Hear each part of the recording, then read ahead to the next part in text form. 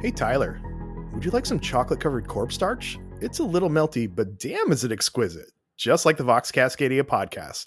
How you doing, buddy? It's good to talk to you again. It's good to talk to you too. It feels like it's been forever, you know? Yeah, it's been a week since we've chatted on here, but a little less in real life. For sure. So what have you been doing what have you been doing since we talked?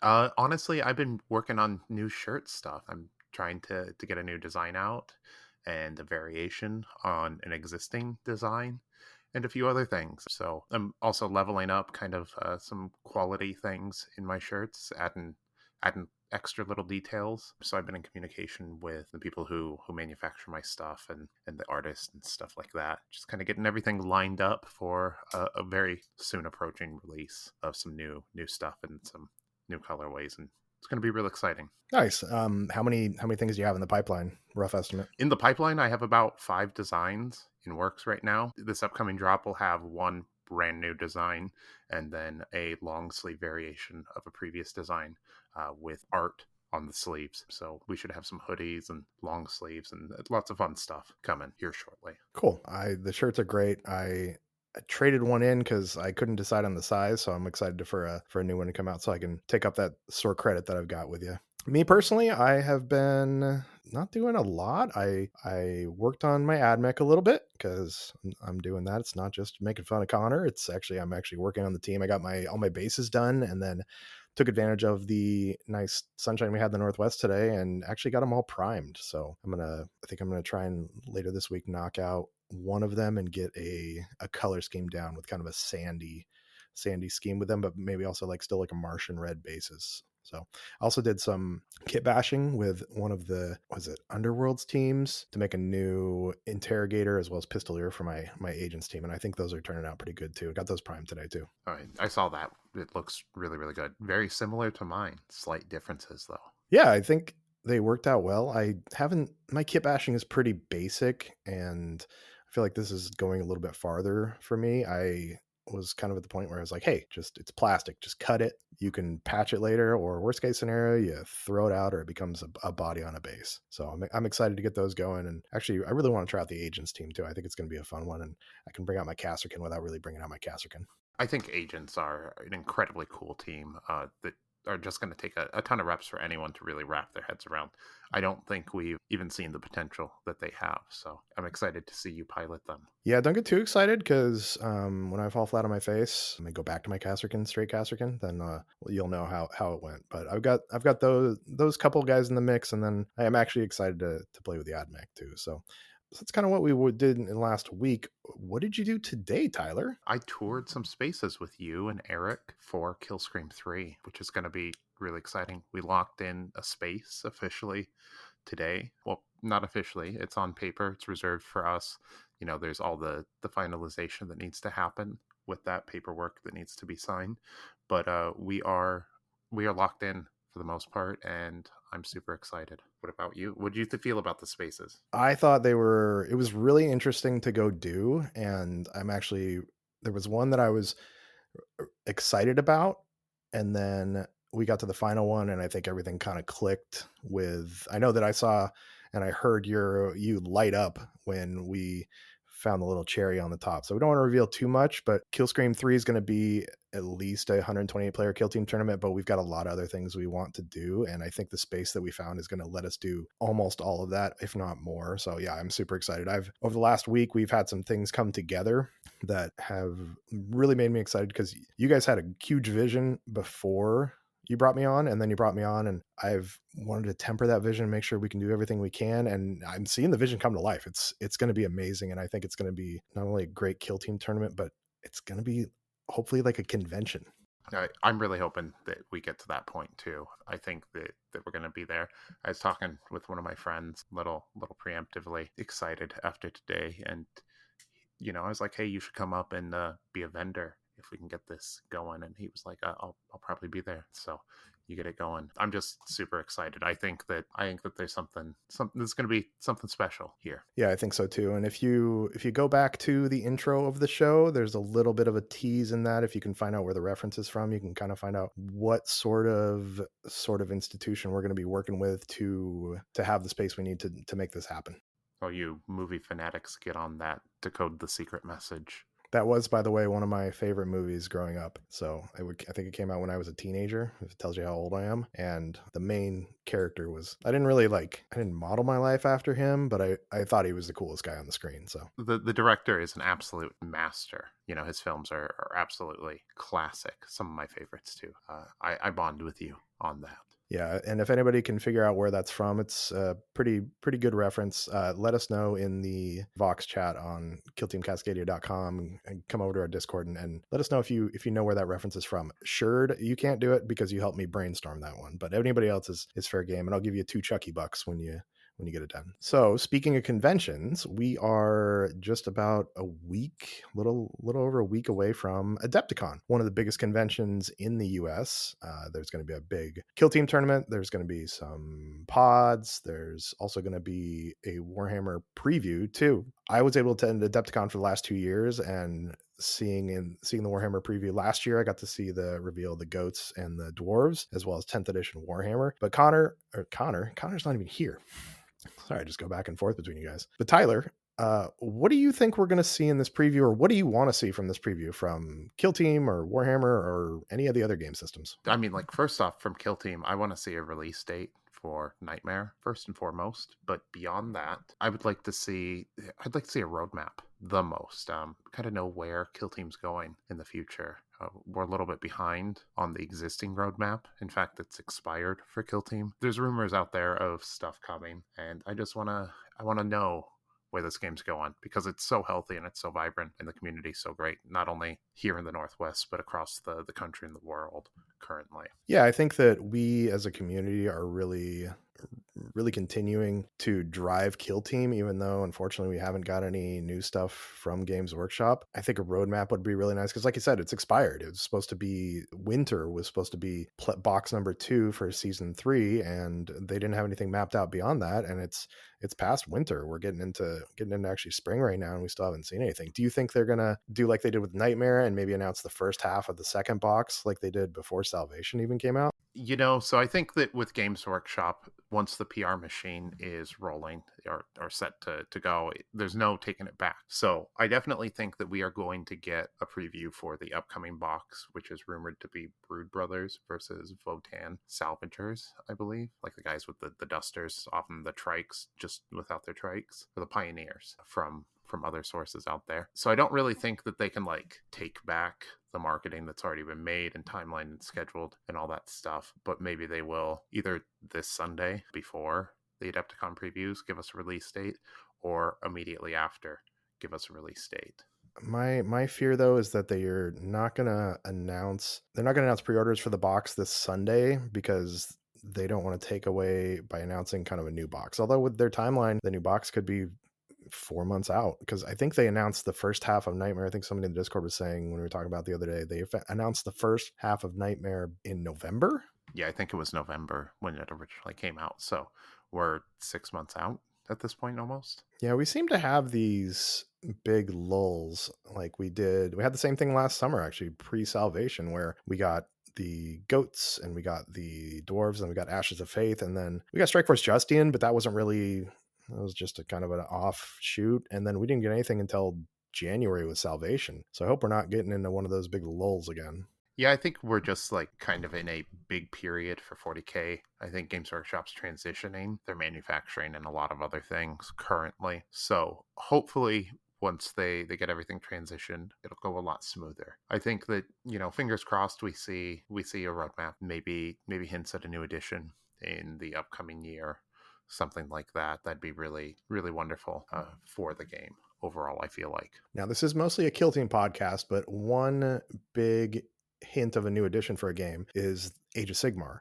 Have you seen the trailer, the teaser where they said Sigmar lied? I did, absolutely. I wonder what he lied about. I actually don't know too much about AOS lore. Like, Stormcast are supposed to be eternal. Maybe they're not. I know death has been a big antagonist in the setting for a long time. I personally would like to see Malekith return. I believe that's his name, as like kind of Canite shadow stalkers get fleshed out a lot more in AOS. What people are kind of saying is that we're going to see Chaos Stormcast Eternals, which would seem to fit with GW, whereas you got Space Marines, you got Chaos Space Marines, you got Stormcast Eternals, you got Chaos Stormcast Eternals. So that's what the rumors are, is that Sigmar has said that the Stormcast Eternals are eternal and they come back and they can't die or be turned to chaos or anything. But the rumor is that we're going to see Chaos Stormcast Eternals from that, which, I mean, you're a Chaos guy yourself. Would you, that maybe tempt you over to getting a box of AOS? I already really like the AOS warriors for Chaos. I think they're super cool. I wanted to do kit bashes with them, but they're a little too. Some of the poses are a little strange for what I was trying to achieve. Little static and set up to be with like board and sword or axes and stuff like that. But I don't know. Stormcast are not really my thing, and I don't even know if adding chaos to them can can make that cool for me. I mean, they're the poster boys of Age of Sigmar, so they're basically Sigmarines is what they call them, because they're Ultramarines but in gold armor. I do like a lot of the sculpts. I did see, I don't know if you saw this on Reddit the other day. If not, I'll send you the link. Somebody did a kit bash in of Warhammer. They made Lamenters, but they were with Sigmar bodies.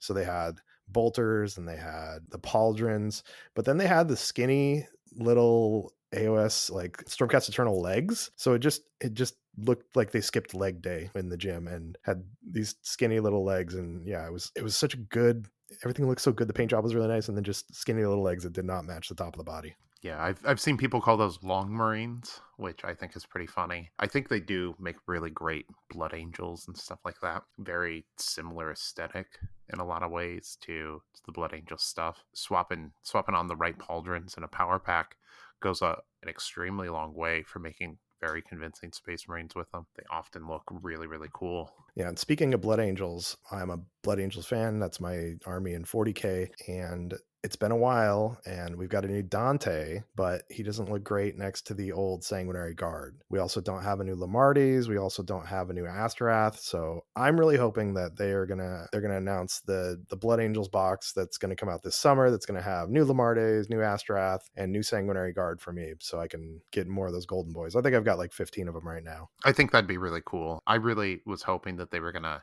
mash Blood Angels and Dark Angels back together in a single codex and just call it Angels of Death again. Not that you could cross the streams or anything like that, but that was my dream. Just like one mega Blood Angels, Dark Angels book. Yeah, and they had on the rumor engine today, they had some, I don't know if you saw them, like scroll work. There was two scrolls, like the long thin scrolls that they'll have, they kind of use as basically like a flying stand for a lot of guys. And somebody compared them a lot to the ones on the Sanguinor, and they're thinking that that is hints that a new Sanguinor is going to come out for the Blood Angels, which I'd love to see too, because that guy's a little dated as well. I would absolutely love to see a new Sanguinar. I wish that they'd make it like larger, kind of like Primarch size. Maybe hint at it being the soul or spirit of Sanguinus. That'd be super dope. I'd like to see kind of like a centerpiece made out of him, a little bit more grand. Yeah, I think right now he's on like a 28 millimeter base, or even maybe a 25 millimeter base, like if you play him in game. So it would be nice to see him, especially with all how much better they can do with stuff now, where you've seen like whether it be Gilliman or the Lion or any of the Primarchs, like you talk about. They can do so much more with guys now than just like some wings and a sword off to the side and some scrolls. So it would be really nice to see them reimagine it. Even like Andrasta from AOS has a more sanguinor look as far as like that kind of angel coming down. I talked about last week wanting to kit bash. Sigvald is who I was trying to remember. Sigvald with some Andrasta wings. And I'm sure that now that I've actually got all the pieces for that, that's when they're going to release the Sanguinor. As soon as you make the first cut, they will announce it the following day. Well, I better get working on it this week then, so I can have it for next week. Did you see anything else? Any of the other game systems that you're excited about, or anything you're looking forward to? I mean, I'm always looking forward to new Warcry warbands or Underworld warbands coming out, and I think that they're both getting some previews, so that's exciting. I think those models are incredible. Some of the best stuff that Games Workshop does. For a while, the Kill Team stuff was on par with it. We just kind of lost it. I feel like this last season. With them going to less bespoke and more filler for 40K, I think we have lost a little bit of that. So hopefully we'll get some teams that come back to that. Although I don't know, we'll see. the teams in the Salvation box are cool, but they just none of them had the grandeur, I would say, or the like kind of the hype or the newness of the Indominus box or the, excuse me, not the Indominus, the Octarius box or the Into the Dark box, where you had two full brand new teams and not teams with basically extra sprues, which is what we got with Scouts, and then two sets of the Scorpions.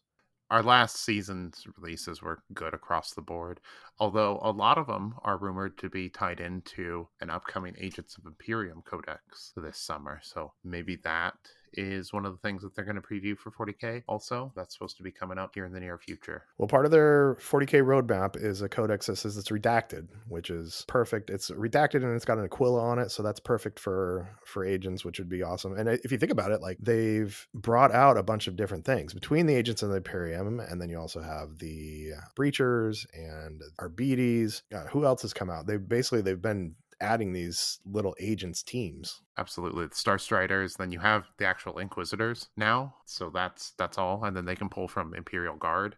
So Kasserkin also, like it's a lot of flexibility. Hopefully we'll see that. I'd like to see new models, good stuff I could pull into Kill Team for kit bashing. Maybe stuff that'll get rules in the future. Always fingers crossed. Yeah, one team from 30K actually that I thought would be good for kit bashing is the New Stellar Auxilia. I think those would be good for if you want to make a bespoke guard team or something along those lines. Probably Vet Guard, I think, would be the best output for them. Yeah, I think you could do Kasserkin or even Breachers potentially with them too. Yeah, I think they got a really good style to them, and I think it would be nice to make them into a kill team. So anything else from Adepticon that you're excited for? Have you looked at the schedule or anything else that you're hoping to see out of it? I think that really covers it. I think we're probably going to get more Solar Ox stuff for 30K. So, but like, it's going to be tanks, I think, vehicles and stuff like that to kind of flesh them out. Maybe some like heavy weapons teams. Maybe we'll see some useful bits come out for that. But other than that, I think that like covers most of what I think we're going to see at the previews there. I'm looking at the preview show announcement right now, and it does say that Warcry as well as Underworlds, like you mentioned, are getting main previews. Necromunda and Horus Heresy are only getting teasers, so maybe we won't see those tanks quite yet.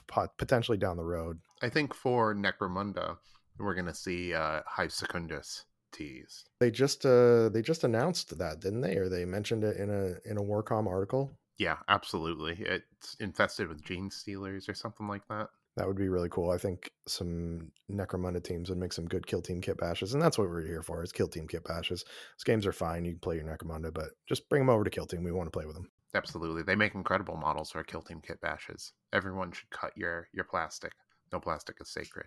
Kit bash everything. Yeah, I'm trying to embrace that myself. Like I said, I did a little more this weekend. I made some cuts that I normally wouldn't have. You're supposed to measure twice and cut once, and I measured once and cut 4 times, but it worked out and everything's going to be fine. So Adepticon coming up next weekend. And like I said, I've been there in the last 2 years. My buddy Nick and I have been lucky enough to be able to go the last 2 years, but we decided not to go this year, that we're going to skip this year and then head into 2025 and go. So since we can't go to Adepticon, we are going to have Chuckie Con.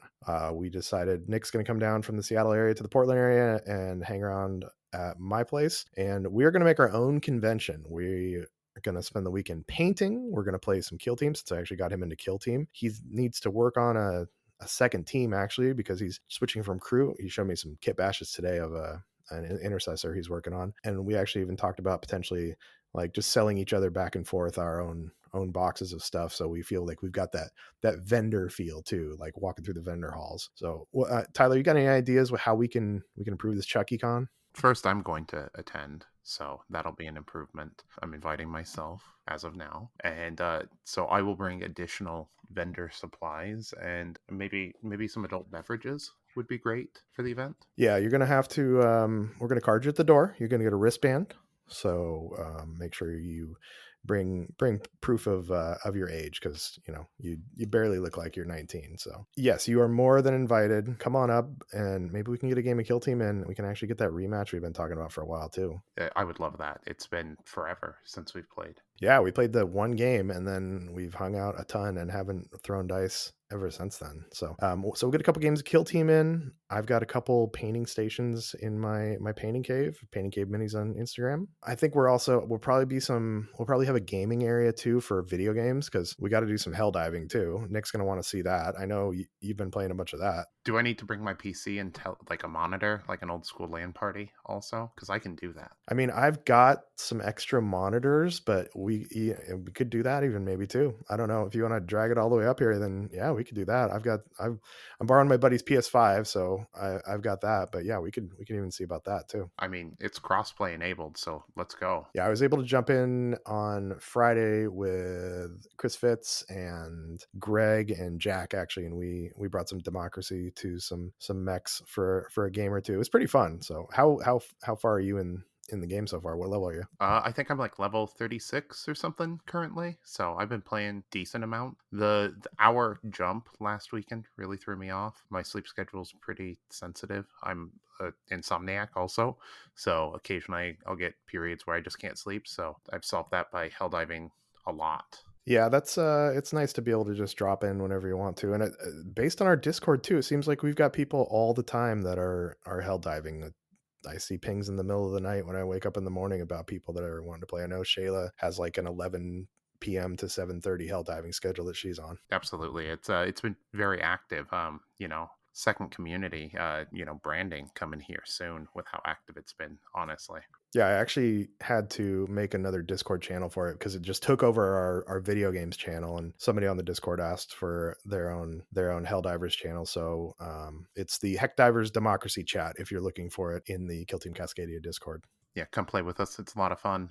It'll be even better once they get friend request fixed. I was having a hard time. I had to like have Greg invite me, and we made it work, but I hear there is some issues with people joining other games and stuff right now. So back to Chuckie Con. So we've got Helldivers, we've got Kill Team. We can do some painting.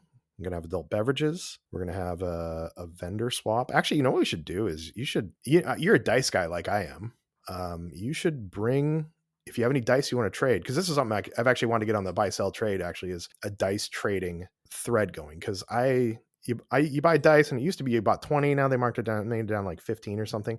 But I only need 6 to maybe 12 if they're misbehaving dice. You got some dice you want to come trade with me? No, all of my dice are sacred and only mine. I have one set of dice for each team, and that is forever the set of dice for that team, and I only use them for that team. Unless they're really bad, then I throw them away, so no one can have them and be cursed by the dice. Well, now that just makes me want to like palm a dice or two of yours when we're playing, and just like, I don't know where they went, Tyler. What's going on?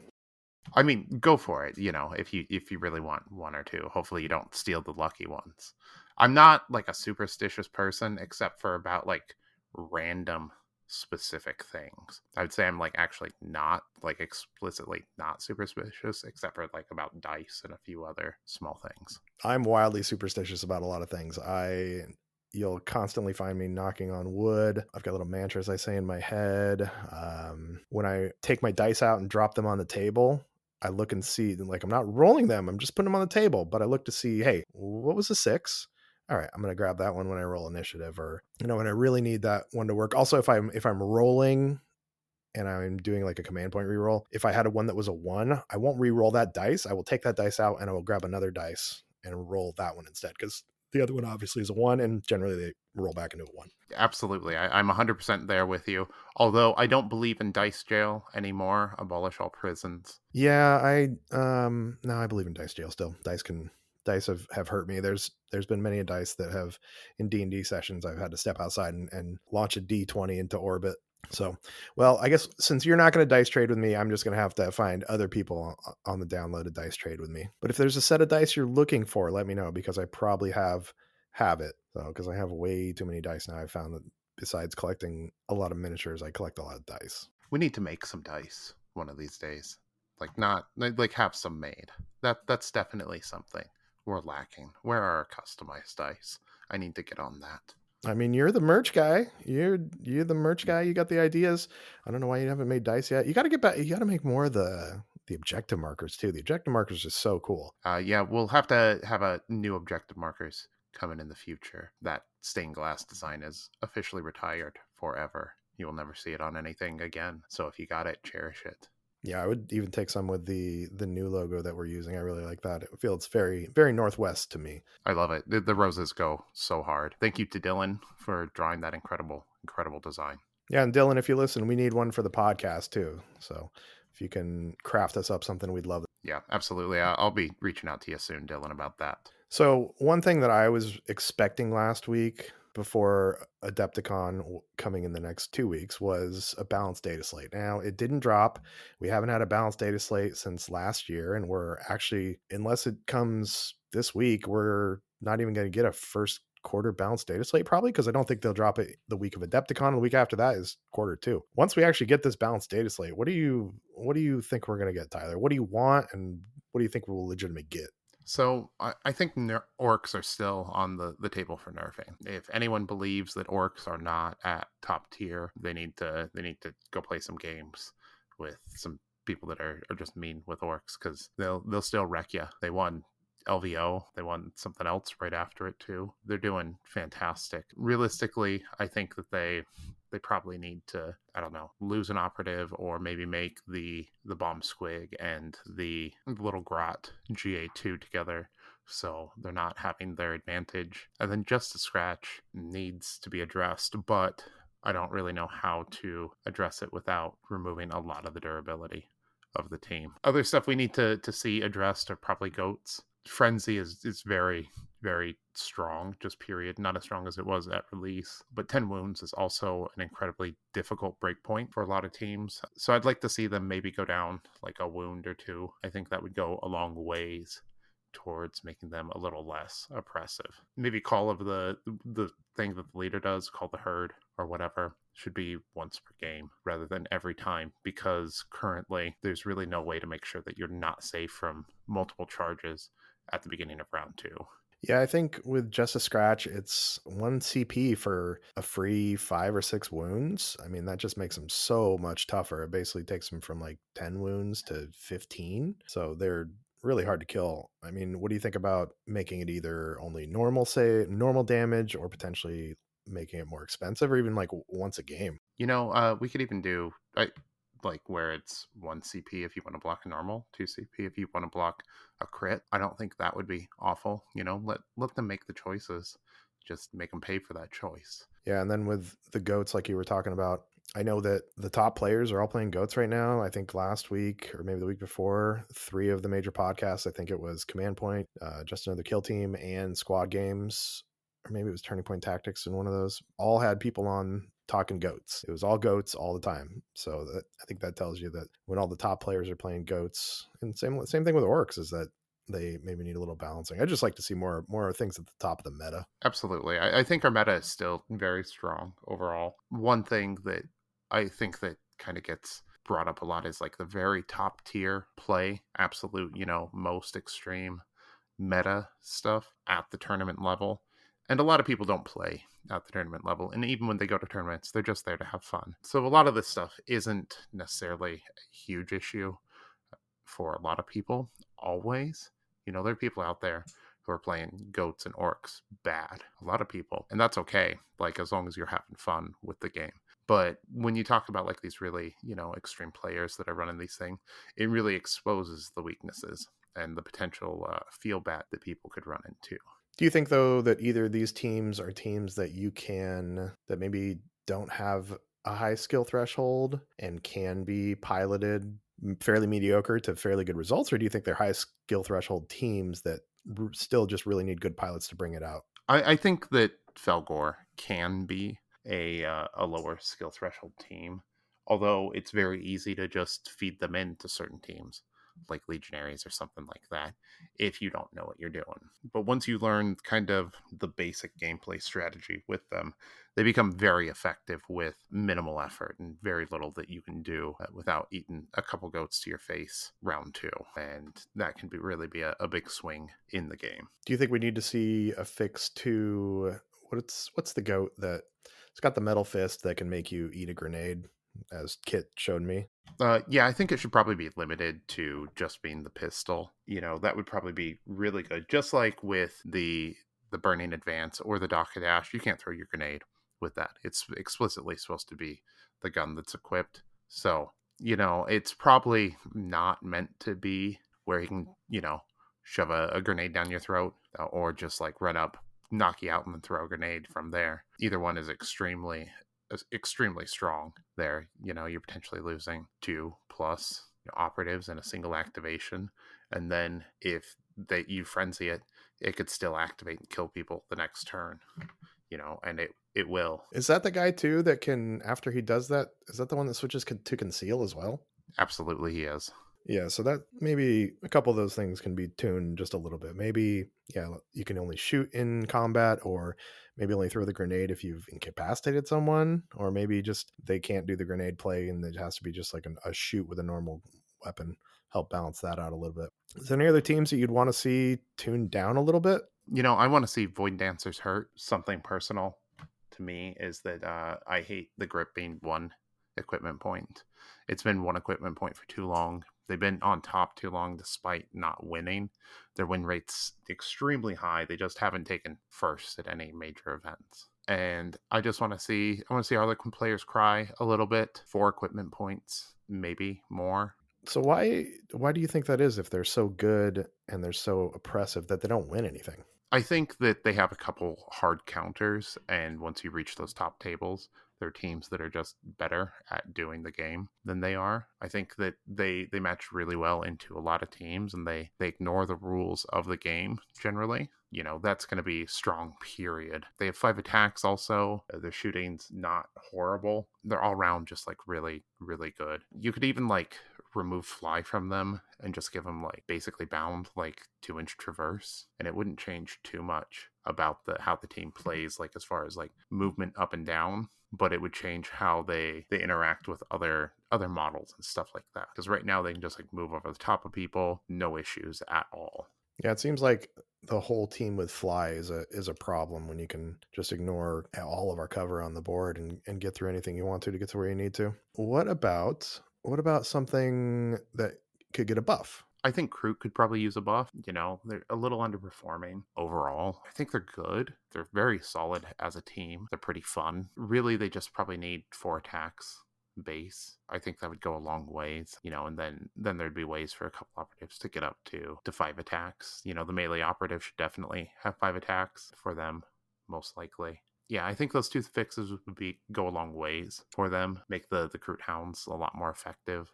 You know, just make them all round better. What do you think about an extra attack and then an extra regular warrior and make them GA2 like the dogs are with the other warrior? I'm not necessarily opposed to that. They have how many operatives right now? 10, I think they right? have 11 with the dogs right now. Yeah, let's give them 12. I don't think that's too many. I don't think it'd really swing the balance too much. And if it did, you just take it away in the future. I actually really had fun with them, the games I was playing with them in the tag team tournament. But it would be nice to see them balanced a little bit because it doesn't seem like they're able to do anything. Also, with their tac ops, really you have to just basically do balance the books, implant, and recover item is what it feels like to me for my few games of playing them.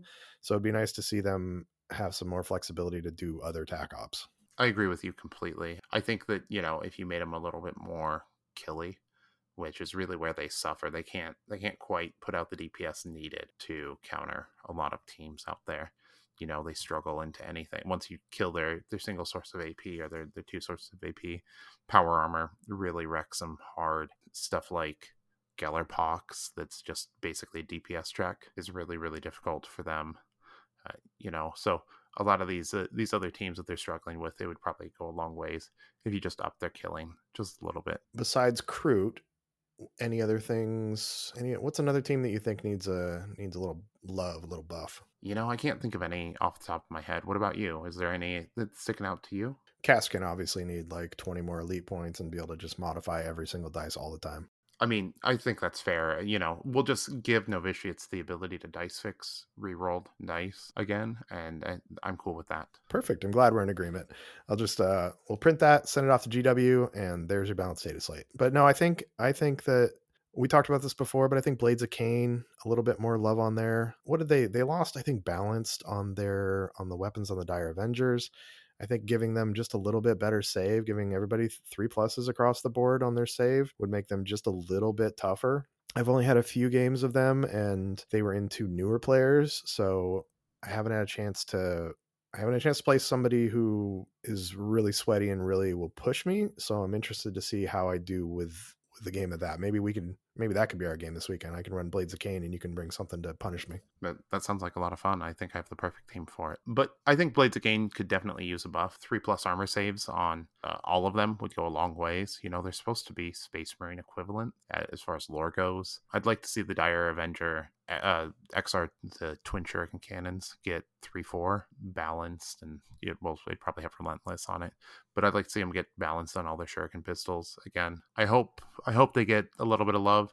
I'd like to see that team be in a better spot than it is, but as it stands right now, I'm not quite sure if they're going to be able to do too much of anything. A lot of the elf teams, just in general, suffer, other than Harlequins, from not being able to quite do enough damage or being too frail. And I think that's kind of where Blades of Cain are falling right now. Let's shift a little bit to our some questions from our community, and kind of on that same topic though. Inquisitor Bob asked, which team would you give a total rework to? So which bespoke team would you give a total rework to, and you cannot pick Warp Coven? You know, I want to say Void Dancers also, or any of the other White Dwarf teams. I think that they could all use some love, a rework on all their mechanics from the ground up to make them just a little bit more unique and kind of dial it in a bit better would probably be good. I think that there's issues with most of the White Dwarf teams overall, and they could just use that little bit of extra love that they probably didn't get from being released in White Dwarf. Yeah, that makes sense. It feels like a lot of those teams are almost afterthoughts, just to push some more teams out there while they were waiting for the new boxes to come out. So what I'm hearing though is we want to scrap AdMech totally and take them completely from the game, right? Yeah, absolutely. Go back to Compendium and Mac. And if you haven't figured it out, Connor's not here to defend himself, so we can say whatever we want about his beloved AdMech. Nothing he can do about it. Not until he hears this later, and then he can just yell at us in Discord. So What about you, Chuck? What do you think we should rework? I think Vet Guard needs a big rework because there's no real competitive way to run their team without running the extra bodies. Like I know that Brandon plays a lot of Blooded, but he swaps out between the Ogren, is it Ogren? The big guy and the Power Fist guy, and then the extra 4 operatives, depending on who he's playing against. But Vet Guard, no matter who they're playing against, they never take any of their ancillary support except for their 4 extra bodies. So I think they need to do something with that because it's a whole fluff and flavor piece of them that just doesn't work at all. I agree with that a lot. I'd like to see the ancillaries be more competitive. 4 bodies is really hard to overcome. Vetguard could probably use 2 less bodies and still be really, really good. The spotter mechanic should also probably be nerfed while we're talking about it. You know, balances and stuff like that in the previous segment.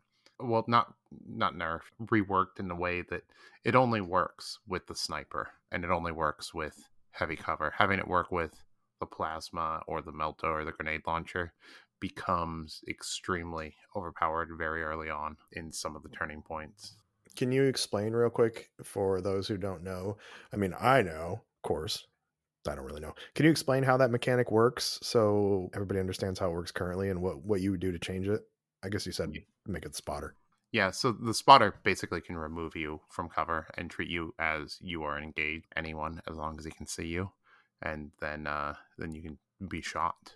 And so it's extremely strong, you know, because you can do it with your plasma, you can do it with anyone. Now, agents of the Imperium, when they take Vegard, can't take the spotter, right? Correct. Yeah, it'd be super super powerful with that blast plasma that they have. Besides them, I can't really think of any other teams that could use a huge rework except, well, Warp Coven. But we're not going to talk about Warp Coven, so because everybody just says they need a rework. They absolutely need a rework.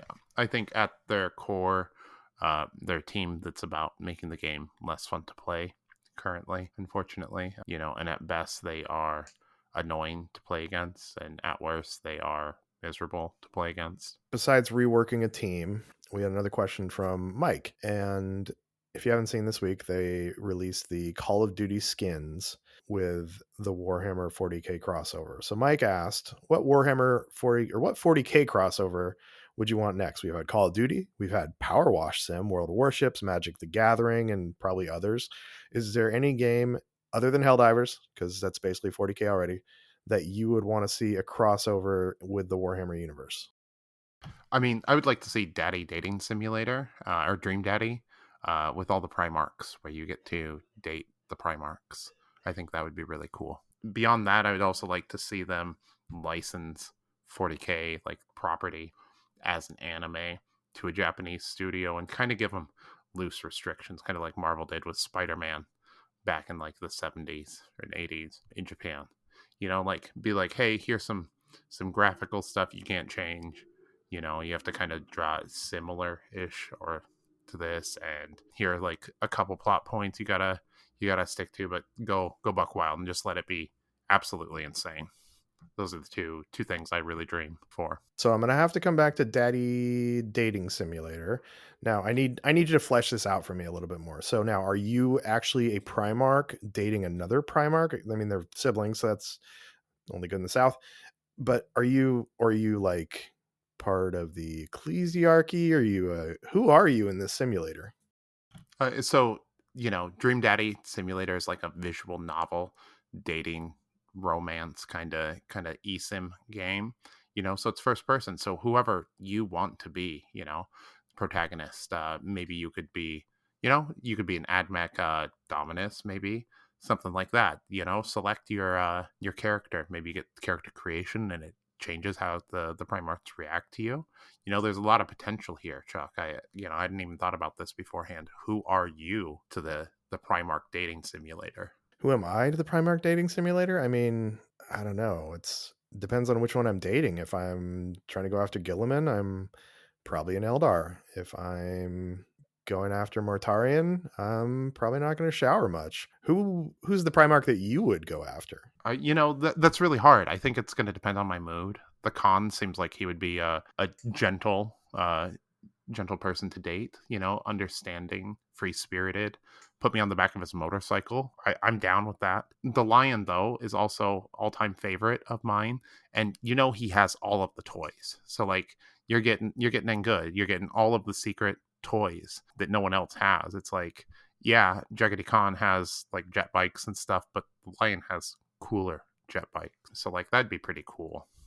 So basically, like Jagged Icon rolls up on his jet bike hog, and you're like swooning for him. Yeah, that sounds great. I mean, like, could you not? It's literally part of the Primarch powers. They pull up and everyone swoons. So is there so who's the one Primarch that you wouldn't want to date? Like you've unfortunately, I'm sorry to say, Tyler, that the line is tied up and Jagged Icon turned you down, buddy. I'm sorry, but there's this one Primarch and you're the one to tell them no. I mean, like, I wouldn't date Mortarion and probably, like, smoke some weed with him. That'd be cool. I think he'd be down with that, but, like, I don't think we would vibe on any other level than that. Perturabo, I don't think anyone really likes him.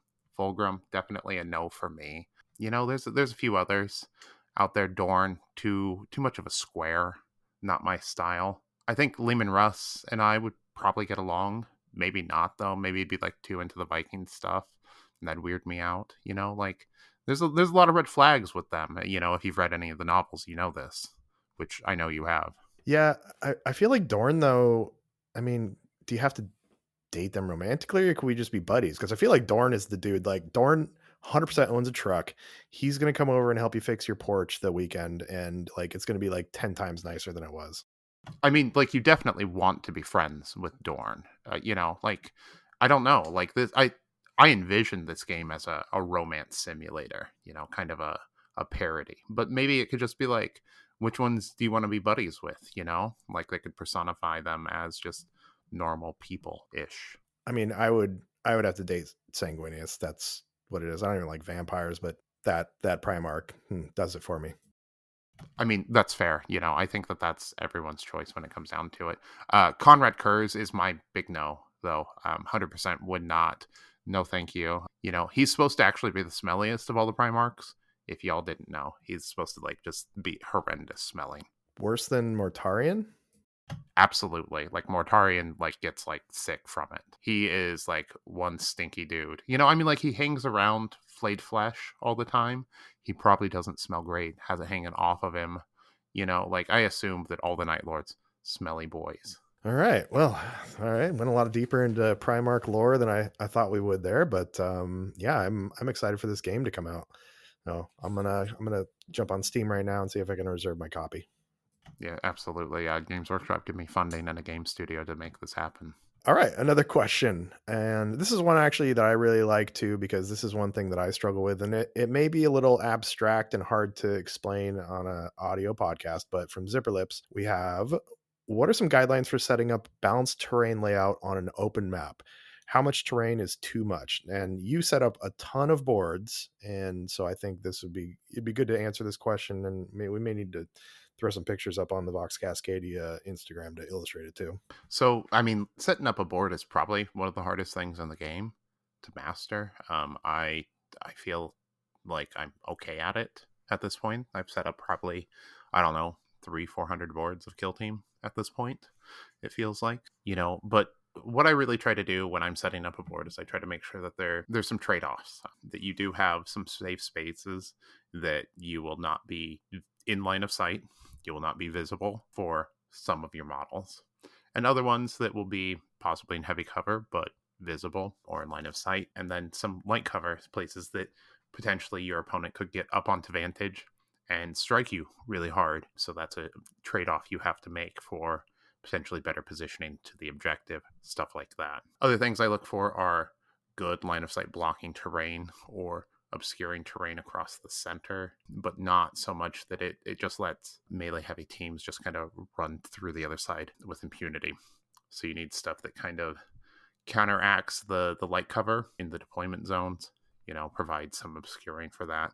So those models are a little bit safer. I try to make sure that we also don't get too much heavy cover on objectives so that someone can just like maybe sit in a corner of an Octarius building on an objective and not be able to have that threatened at all, because that makes really uninteresting gameplay. One thing that Zach brought up in the Discord about it was he thinks that there's too much safe spots, actually, especially for teams like Felgor, where they're on 32 millimeter bases and there's 10 of them. He was kind of posing the idea that if you're going to have big bases and you're going to have a lot of guys, you shouldn't be able to get safety all the time. What do you think about that? Do you think everybody should be able to set up and not get shot? Or do you think for maybe some of those bigger teams with bigger bases or teams with more guys like Felgor or Cults that you need to just have some vulnerability out there? I definitely think vulnerability is necessary. Not making it so that people have to make compromises on the deployment is, I think, bad board setup. Ultimately, the game should be about choices. That's really where it's at its best, is when you're making those difficult choices. And it's like, who do I potentially put out to get alpha struck if they get into the right position, if they want to make that daring play there, if they think it's worth it?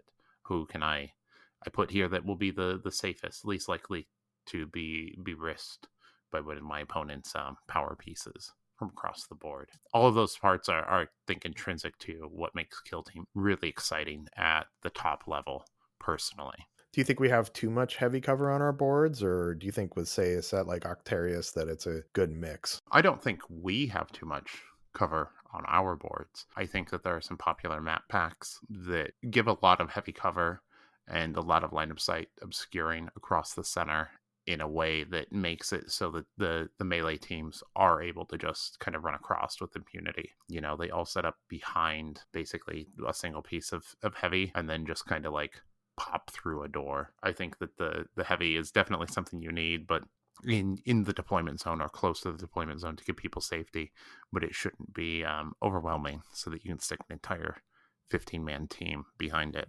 Yeah, I've seen a couple map packs too where a lot of that Octarius terrain, the big heavy pieces, gets put into the middle of the board, and like you said, there's a lot of line of sight blocking, and so especially some of those melee teams can really just creep up the board, and they're gonna get into your back line anyways and do it without even taking any shots.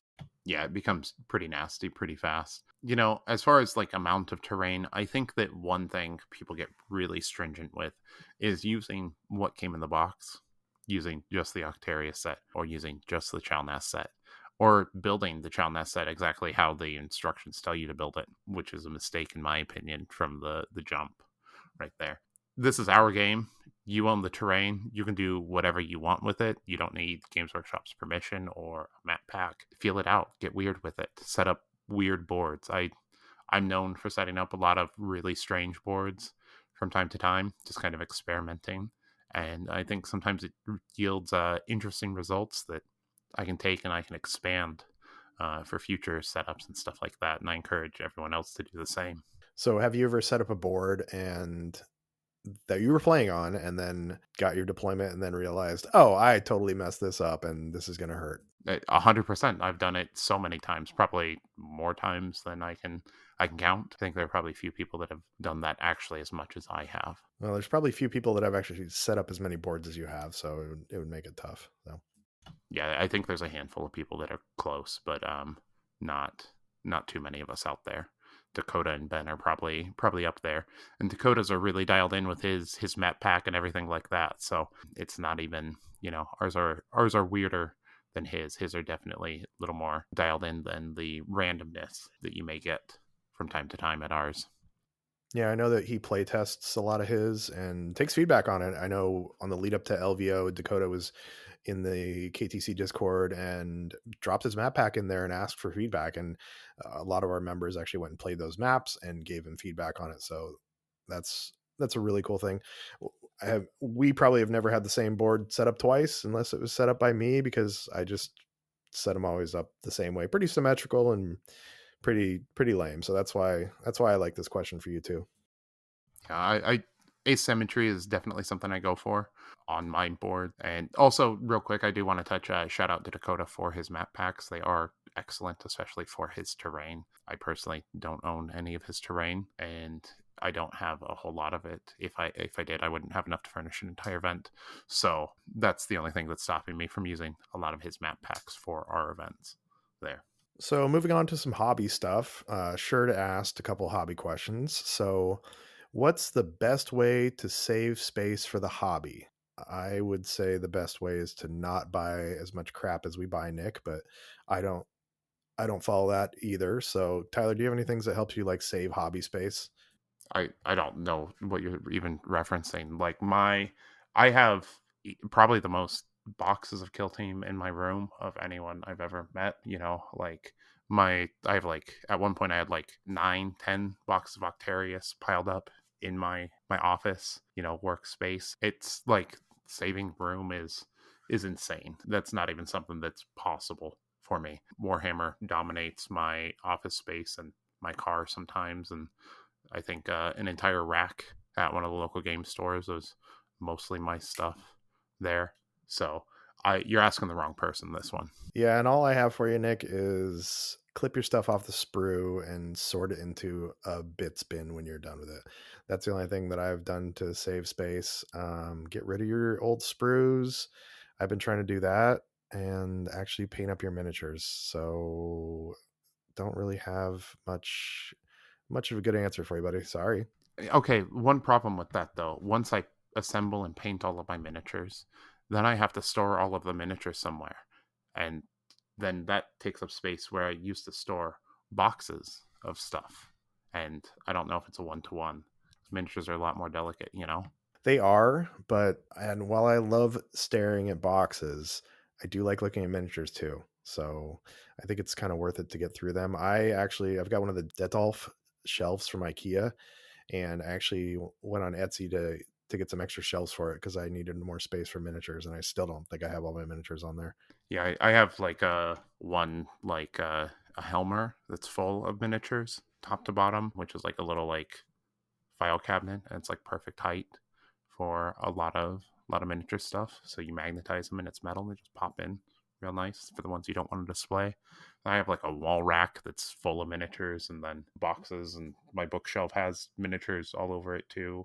Some of them are magnetized to the metal part. Looks like they're scaling up the wall. It's everywhere for me. Have you ever seen, I think it was Marco Frizzone, he did a video where he made a magnetic terrain board so he could basically hang the terrain board on the wall and the terrain magnetized to it when you didn't want to use it. Now, this isn't going to work when you have 50 boxes of Actarius, but for the people that have maybe like one or two, it was a pretty cool idea because he had made the textured game board and all the terrain magnetized to it to put it on the wall. You don't know how bad I want to do a textured terrain board. I just feel like I never have the time to do one. Like it is on my list of things to do and get it like all, just like a static location, maybe for like a narrative event in the future or something like that.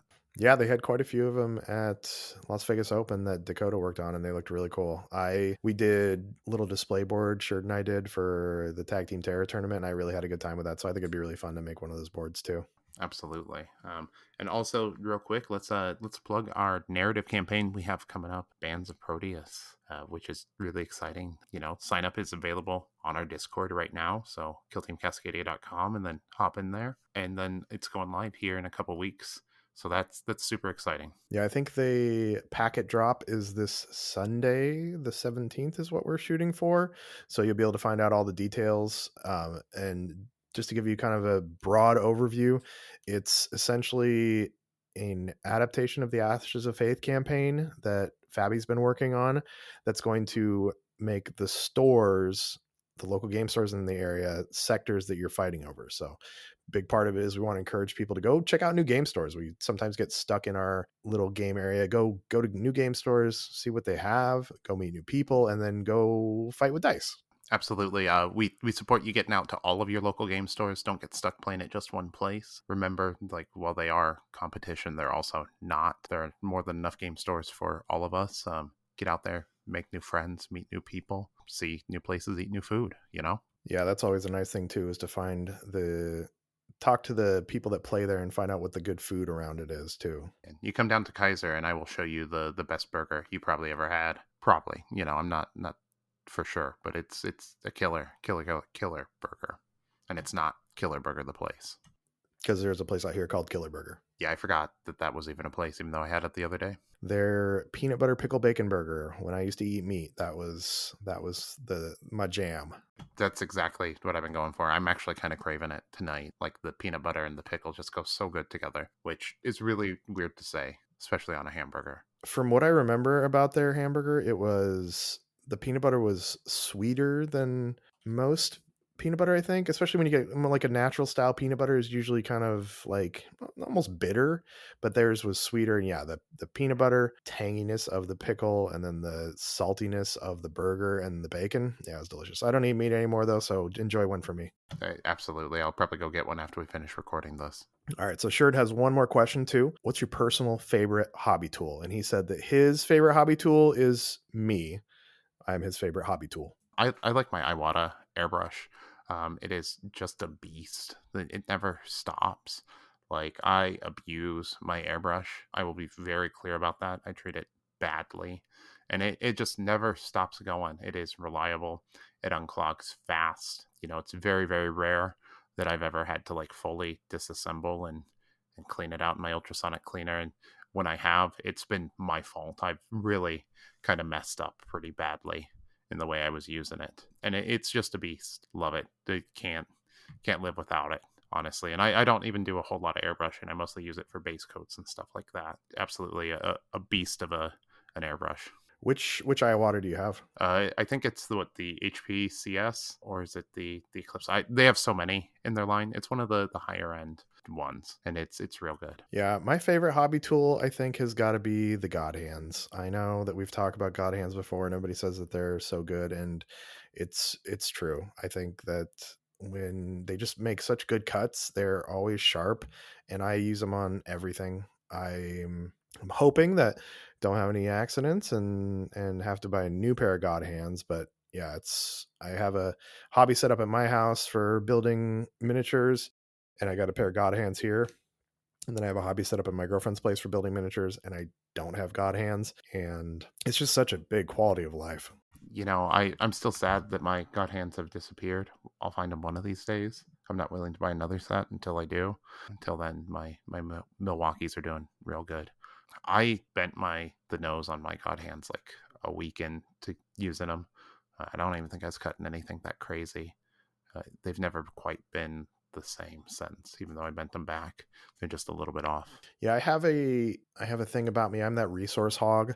Like I'm the guy who never wants to like wear something that I get because I don't want it to get ruined or wear out. Or if I'm playing a video game, I end the video game with everything in my inventory. So it's been a big adjustment for me to use the God hands. Now I use the God hands on everything. I use them on terrain. I use them on miniatures. I opened a can with them the other day. I think I changed a light bulb. The God hands. It's everything. I mean, what can't they do? Nothing. They cannot do nothing. Can do nothing. No, they're really good. I also, and Sherd's gonna hate me for this. You're gonna hate me for this. Chaos Black Spray is my favorite primer. I love it. I primed all my Scutari and my Sicarians and Infiltrators or whatever the heck they are, my robots today with them, and it just goes on. It's such a good finish.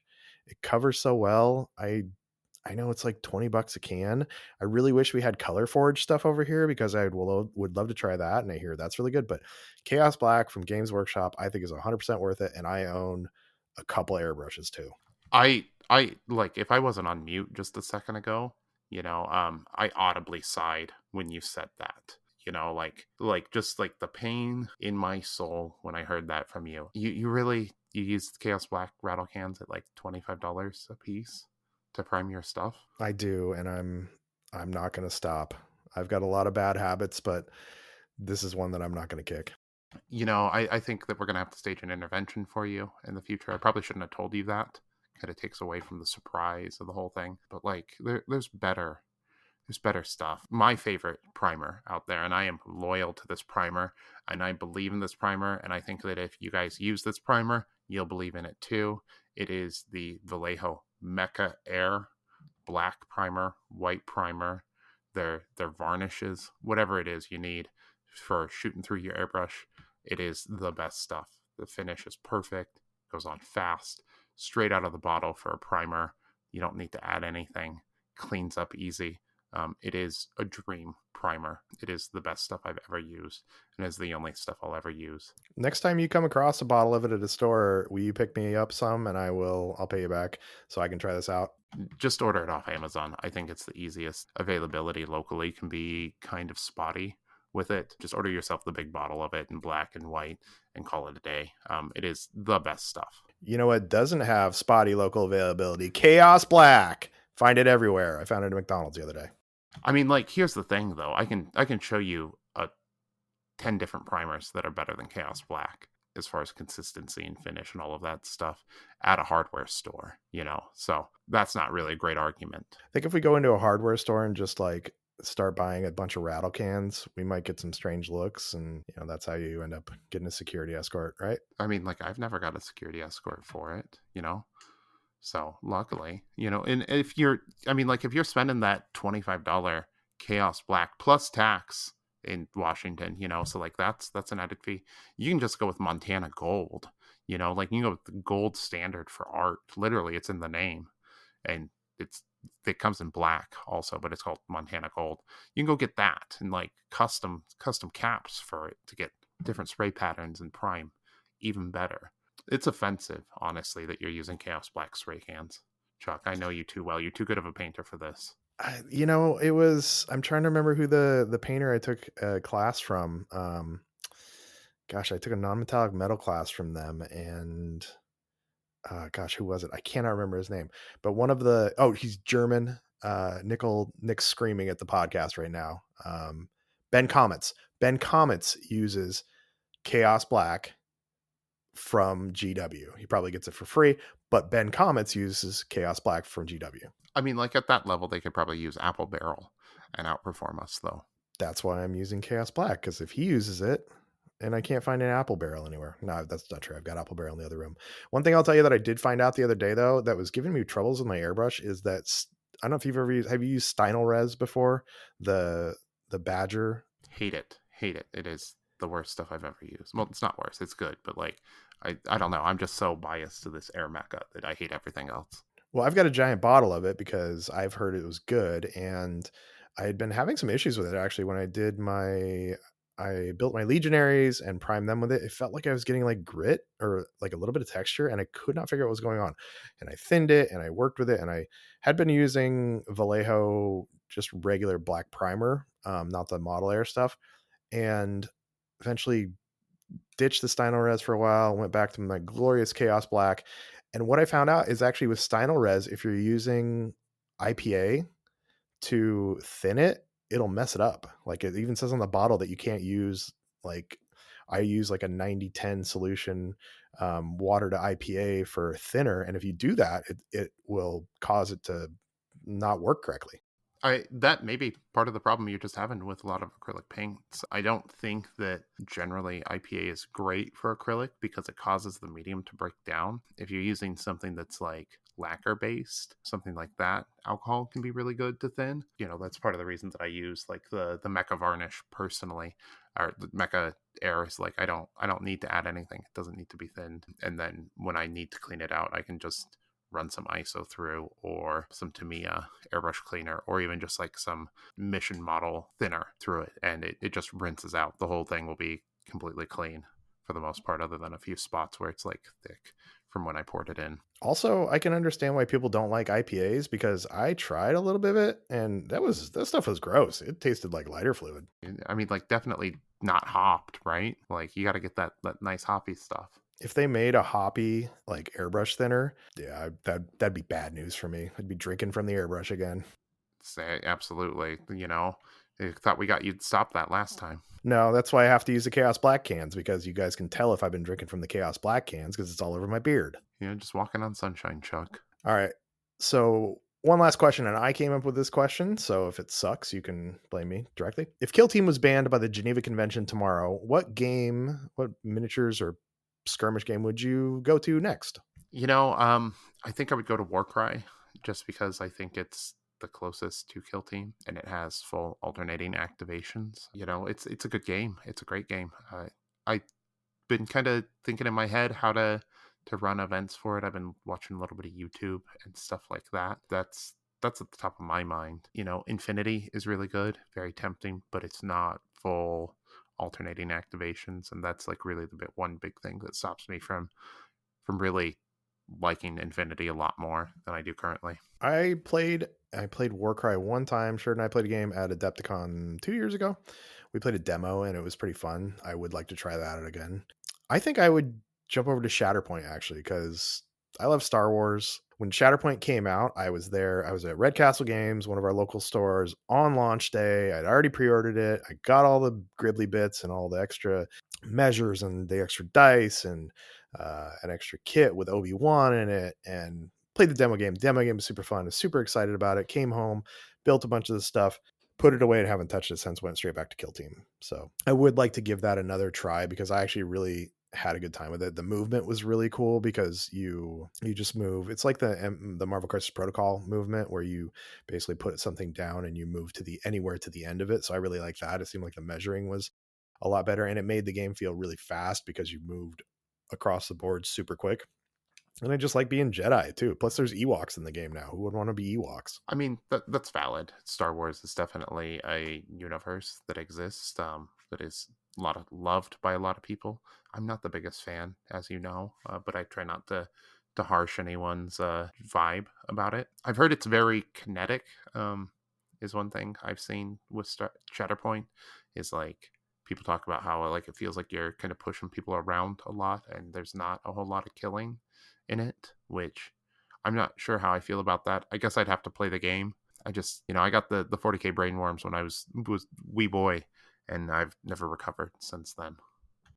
I mean, it makes sense that there's not a lot of killing in it. There is a lot of like pushing, like you shove people off and stuff, and because it's Star Wars, there's not a lot of killing in Star Wars for main characters at least. There's a lot of killing for stormtroopers and the rebel troopers, but it's the main characters, which Shatterpoint is kind of a hero style game. There's not as much killing, but I really enjoyed it. I'd like to try it out again. Maybe if GW doesn't get out a damn box, I'll have to actually like switch over to Shatterpoint for a while. That's not going to happen. Yeah, that's not going to happen. I won't let that happen. Personally, like you bringing up one of my personal gripes with Star Wars, like it's the heroes. And it's always the same heroes in Star Wars. Like, there's this entire galaxy, and you're telling me there's like 12 people that are doing all of the important stuff across the entire galaxy.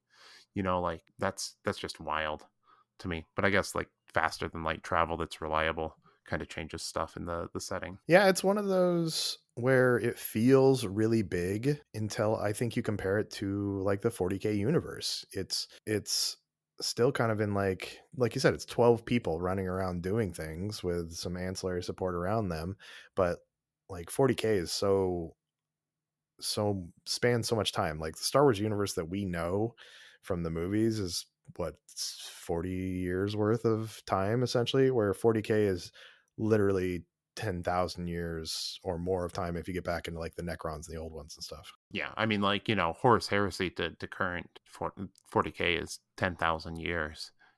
Like sometimes you see 100 years pass between books with certain characters and stuff like that. So it's like, it's no big deal. Someone's stuck on the other side of the galaxy. It's like, they were never going to make it over to the other side anyways. That's not their thing. They physically couldn't in their lifetime. They're too occupied with their stuff. Yeah, I think with like you said that timeline thing with the Eisenhorn books, when you read them, they feel present, and then you find out that they're 300 years or 600 years before the Indomitus Crusade, which is the present time in 40K. So there's a huge timeline in it. Absolutely. The jumps in the timeline can be absolutely massive. You'll read stories that happen 3,000 years after the Horus Heresy, and then it'll jump, 6,000 years and stuff like that. And there's just stuff from all over in the setting. 40K is just such a great setting for so many reasons. And I think that the size and expansiveness is one of the biggest parts of it that really appeals to me. I like that they're since they don't have a real timeline for stuff, they just put it as like it's a clerical error and we don't know when this actually happened. And you're dealing with the warp, so time is different in the warp than it is when you're actually just in like planetary stuff. So I love how there's like I time makes no sense in 40K to me. I don't know.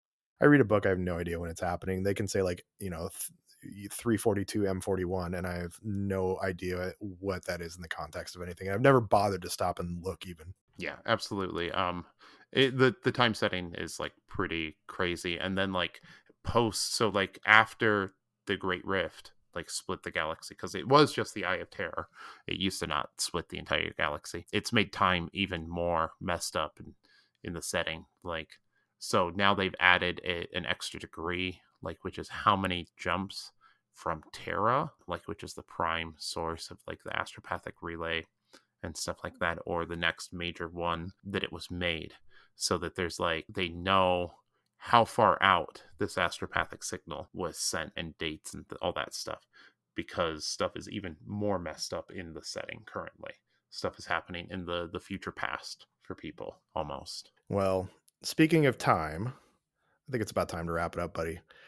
Thank you everybody for joining us. Tyler, thanks for coming on. Connor, we miss you, buddy. We'll do some more one-on-one stuff. I'm looking to get together with Connor when I'm up north and just sit down with him, or maybe you and Connor can run one of these shows sometimes, and y'all can just miss me. Absolutely. We'll miss you with that. And Tyler, tell the people where they can find you. You can find me on Instagram at Lowbrow Minis, which I check sometimes and update even less often, or at dicethrower.bigcartel.com, or on any of the various Kill Team Discords, but mostly Kill Team Cascadia. Yeah, and killteamcascadia.com is where you can find the main Discord. If you find the Kill Team Cascadia Discord from this show, let us know. I'd love to hear that you found our great community by finding our show. So I'm Chuck. I'm at Painting Cave Minis on Instagram, and we also have at Vox Cascadia on Instagram. We're starting to get that up and running. And then also don't forget to check out our buddy Connor at Spanaway on, as he says, every social media thing. SPANNAWAY, I think. I think I got that right.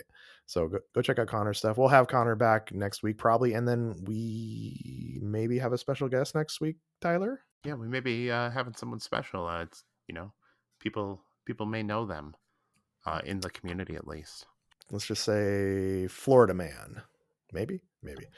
King of Kill Team, as he's been referred to. And then don't forget to sign up for our tournaments too. We have a few slots left for the Blunt Force Beatdown that's going to be on April 20th. I think there, as of recording this, there's maybe 7 left. 48 player tournament, all the usual Kill Team Cascadia prize support. So we spend a giant chunk of what we take in tickets on our prize support. We'll have a bounty board too, so you can put bounties on other players, and whoever has the most at the end will get some extra prizes as well too. And then we have some other events coming up. October is going to be Kill Scream 3. Can we give them the weekend so they can start planning around that? Yeah, 4th, 5th, and 6th of October. Yeah, we just added the third date, but it's looking really exciting. Very, very excited. Can't wait to tell you all more once we get stuff inked and agreements signed and stuff like that. Yeah, it's been an exciting week for us behind the scenes, and as soon as we have some definite stuff, we will share that for you. But October 4th, 5th, and 6th here in Portland, Oregon. So tell your boss you're sick already and start looking at some travel stuff for it as well too. Portland is an amazing city to visit as well. So besides just coming and seeing us and playing Kill Team, you can come hang out in Portland and check out some amazing food. The waterfront is amazing. Just a great city. Yeah, we have great culture here, great bars. You can go ice skating. Just all kinds of stuff to do here in Portland. It's worth coming out. Don't let the media's portrayal of it shy you away because it's really cool out here. Yeah, and then we hopefully will be announcing a tournament in Northwest Washington soon, something in mid-May. We're finalizing that, so listen for that in a future podcast as well. Yeah, that should be real exciting. Our first full venture into Washington. So stay tuned, y'all. Well, Tyler, we've come to the end, and we made it without having to have Connor's AdMech corner. Do you feel good about that? Do you feel bad about that? The little beeps and boops were always nice. It adds to the conversation. That's true. Well, maybe we'll get it next week. So thank you, everybody. Have a great night. And I didn't get to have Connor tell me he hated me either. So go listen to a previous episode and hear Connor tell me he hates me. Good night, everyone.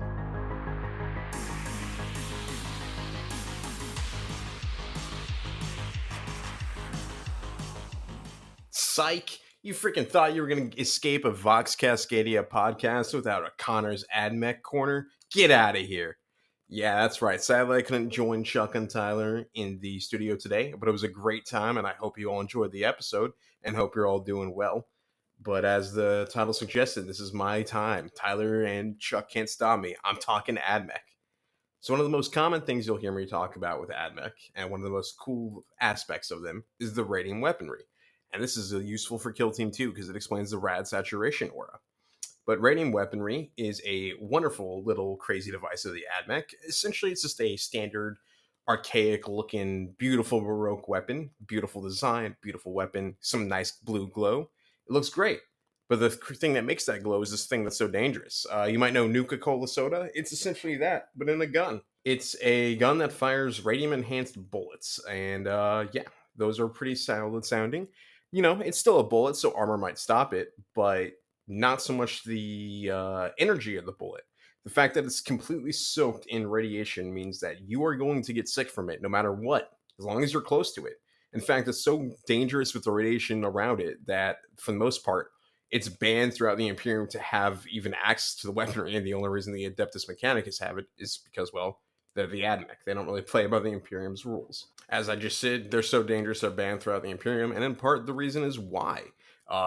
They're just so absolutely deadly with the poisonous bullets in them that you become a pigpen of sorts of radiation. Everywhere you go will be an innate trail of radiation following you. And what makes the Skitarii Vanguard, the Skitarii that use the radiant weapons, so dangerous is, sure, you might be a Chaos Enhanced Space Marine. You might be able to take a couple bullets from a las gun or even, solid rounds, but the radiation will get to you. And when you have a full squad of Skitarii Vanguard shooting at you over and over again, you're going to slowly become surrounded by a storm of radiation. It's probably one of the coolest things in the AdMech lore, but battlefields they fight on, if they want them to be, they become impossible to live on safely, at least for a couple years. They're essentially a walking legion of atomic weaponry. And it's extremely dangerous to the AdMech, as I said. These Skitarii, sure, they might be biomechanical and enhanced, but they're still humans. they will eventually go down to the radiation, their skin falling off, their hair falling out of it, nails getting broken before they can even grow, all that good, disgusting parts of radiation. But to the admech, that's the signs of the omnissiah flowing through you.